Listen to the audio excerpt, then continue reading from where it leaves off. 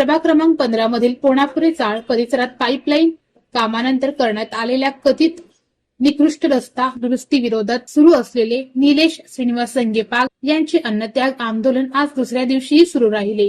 प्रशासनाकडून अद्याप ठोस निर्णय न झाल्याने आंदोलन तीव्र करण्याचा इशारा देण्यात आला आहे। सदर परिसरात पाईपलाईन काम पूर्ण झाल्यानंतर रस्ता पूर्ववत करताना संपूर्ण रुंदीमध्ये लाईक टू लाईक पद्धतीने डांबरीकरण न करता अत्यल्प जाडीचे नियमबाह्य अर्धा ते 1 इंच काँक्रीट टाकण्यात आल्याचा आरोप करण्यात आला। परिणामी रस्त्यावर धूळ उडणे, खड्डे निर्माण होणे व वाहतुकीस अडथळे निर्माण होत आहे। आंदोलनाच्या पहिल्या दिवशीपासून परिसरातील शेकडो नागरिकांनी आंदोलनस्थळी भेट देत लेखी पाठिंबा नोंदविला। दरम्यान प्रशासनाने तातडीने जबाबदार व्यक्तीवर आणि अधिकाऱ्यावर योग्य ती कारवाई करावी, अन्यथा आंदोलन अधिक तीव्र करण्यात येईल, असा इशारा निलेश संगेपाग यांनी दिला आहे।